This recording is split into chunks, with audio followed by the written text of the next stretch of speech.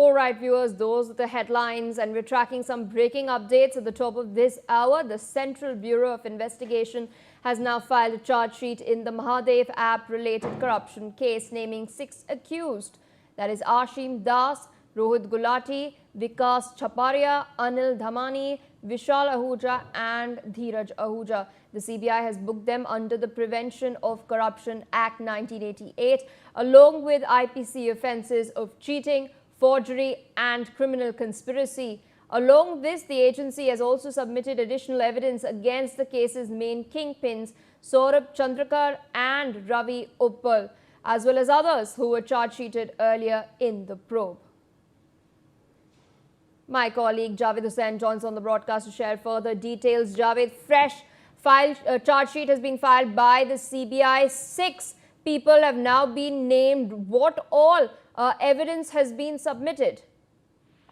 देखिए, central bureau investigation में जो है महादेव ऐप के जो ऐप है उसके में खिलाफ में 6 आरोपी के खिलाफ जो है चार्जशीट दाखिल की, जिसमें 6 आरोपी आशिम दास, रोहित गुलाटी, विकास छापिया, अनिल और इसके अलावा विशाल आहूजा और नीरज आहूजा के खिलाफ चार्जशीट दाखिल की है। हम आपको बता दें कि इसमें जो मुख्य आरोपी हैं सौरभ चंद्रा और रवि उपल, इनके खिलाफ भी कुछ एविडेंस जो है कोर्ट में पेश किया गया। सीबीआई के साथ साथ ईडी भी इस पूरे मामले की प्रिवेंशन मनी लॉन्ड्रिंग एक्ट के तहत इस पूरे मामले की जांच कर रही है।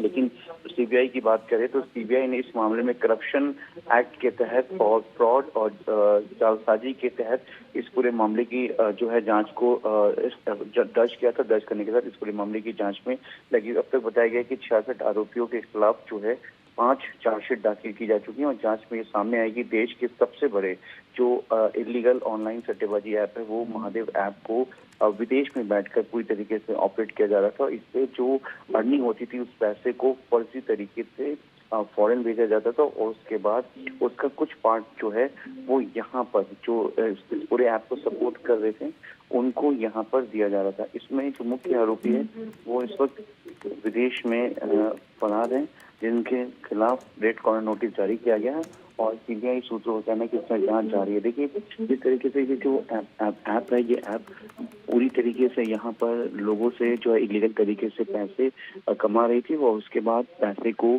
यहाँ पर जो है ज्यादातर जो फंडिंग जो पैसे से जनरेट किया जा रहा था वो विदेश में भेजा जा रहा था। सीबीआई की एक बड़ी कार्रवाई मानी जा रही है और जिस तरीके से सौरभ चंद्रन को ओमान में गिरफ्तार किया गया फर्जी पासपोर्ट के साथ, तो माना जा रहा है कि जल्द जो है भारत में जो महादेव ऐप का जो मेन जो इसको ऑर्गेनाइजर कहें या इसको पूरी तरह से ऑपरेट करने वाला सौरभ चंद्र इसका मुख्य आरोपी है, उसे भी जल्दी भारत लाने की तैयारी की जा रही है। जी जावेद, बने रहिए हमारे संग, और भी अपडेट्स ट्रैक कर रहे हैं as far as this case is concern.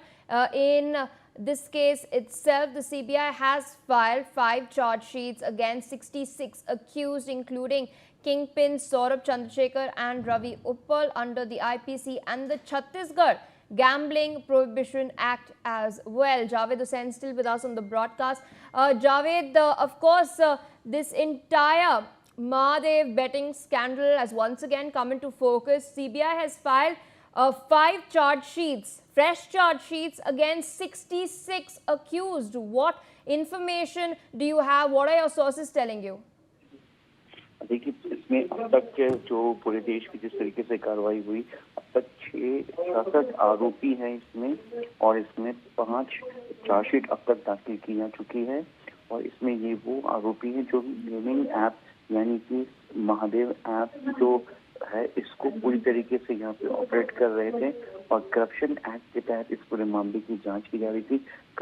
Mahadev app में जिस तरीके से जो इस ऐप को ऑर्गेनाइज किया जाता है, इसमें जिस तरह से गेमिंग ऐप खेला जा रहा था ऑनलाइन, उसको लेकर जो एक बड़ी कार्रवाई की गई थी। सीबीआई और ईडी दोनों के जरिए, दोनों देश की सेंट्रल एजेंसी है, पहले महादेव ऐप को लेकर सेंट्रल ब्यूरो ऑफ इन्वेस्टिगेशन में FIR दर्ज की गई थी। उसके बाद फिर जो है ईडी ने प्रिवेंशन मनी लॉन्ड्रिंग एक्ट के तहत इसमें मामला दर्ज किया था। अब इस पूरे मामले को लेकर पूरी जांच की जा रही है। जी, all right, Javed, with that I would like to thank you for taking out time sharing all of these details with our viewers. On that note, we're shifting focus to some updates from Maharashtra.